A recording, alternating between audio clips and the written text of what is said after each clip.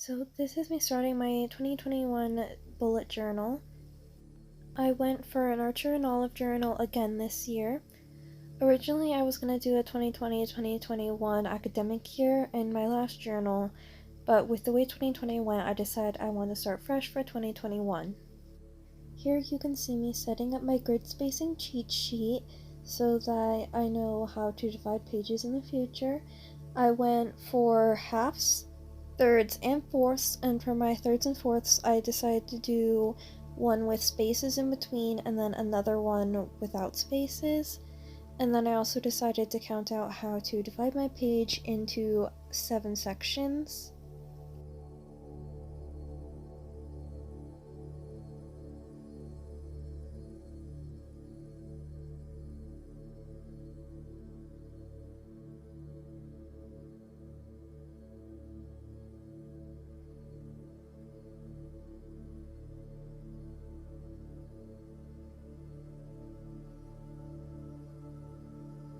I decided to save the cover page for later, and I could show you that at the end of the video, and I also left the pencil marks to erase later once the paint is fully dried.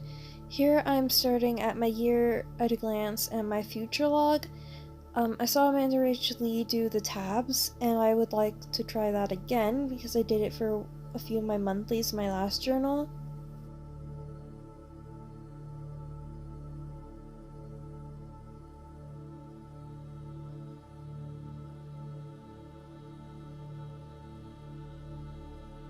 Here I'm just penciling in a lot of the calendars so that it can fit to where if I open up my future log, it will cover all of the year at a glance. And then I keep taking breaks from this because it is really time consuming, and I go back and forth between working on the future log and working at the year at a glance. And then I just recently finished inking all of this off camera.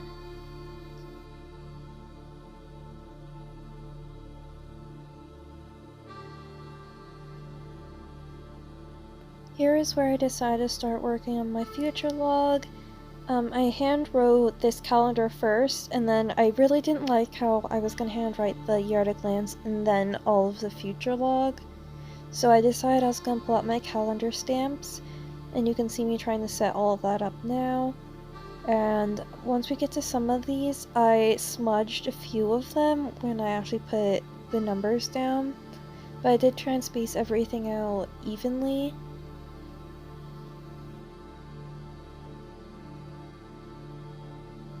When I went through on the numbers, they all stamp out with 31, so I decided to go back with some whiteout and just take those extra numbers off.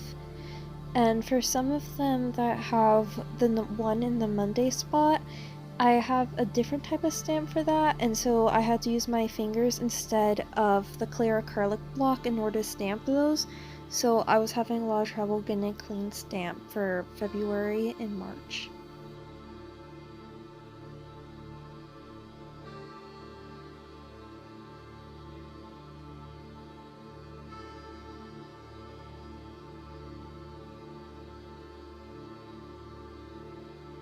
Here you can see my sticky note for my cactus care spread that you'll see towards the end of the video. I wanted to put this in the beginning of my journal because I had it randomly in August for my last journal and I wanted to take care of my cactus. And now I'm going to start painting the tabs on the side. I found these cool black sticky notes at the dollar store, so I'm using that so I can just see where I'm painting. And I'm using the tabs to label which months I'm looking at. So at the front is January and February, so the tab would just say J and F. And then I tried to match the same colors I was using in the grid spacing, and I used 4 colors for the grid spacing cheat sheet, so I decided that for the 3 tabs I'd color them in with the blue, and then I'd write on top of them with the 1 purple color that I was using.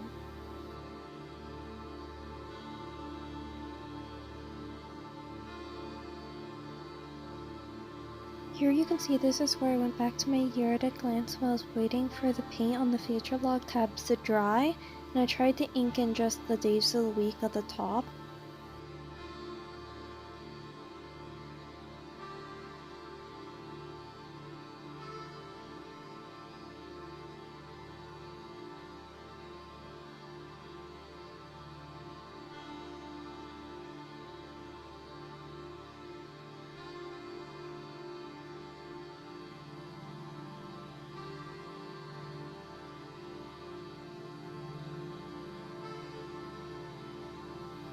Here is where I'm starting to work on my budgeting, savings, wants, and gift ideas spread.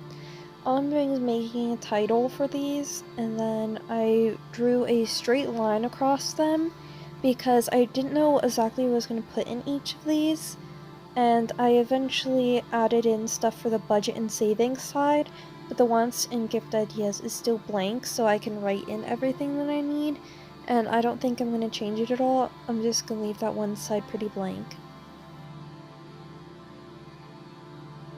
Here's where I'm putting my spreads for my package tracker and my receipt tracker.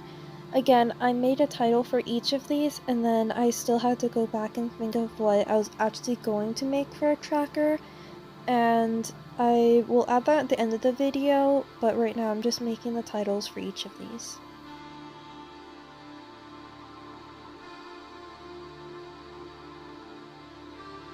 Here is my books and shows trackers. I also added in just the title for both of these and left them blank so I could decide what I wanted to do later.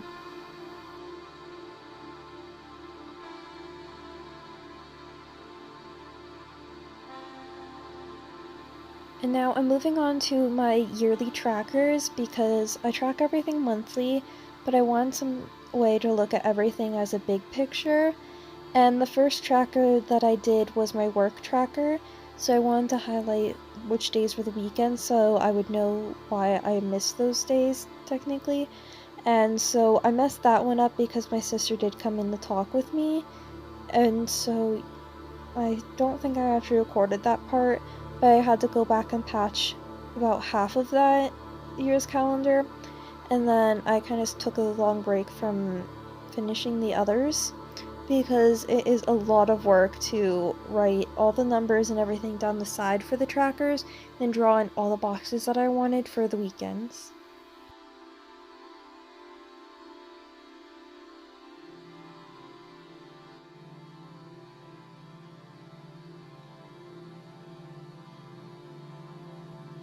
I decided that for my yearly trackers, I was going to track my work, my meds, my period, my brushing and flossing, how much water I'm drinking, and when I wear my contacts.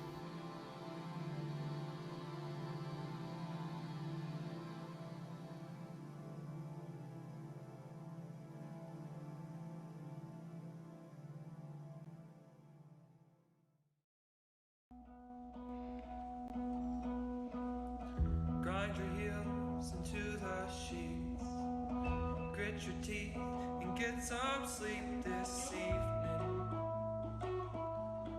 Counting sheep,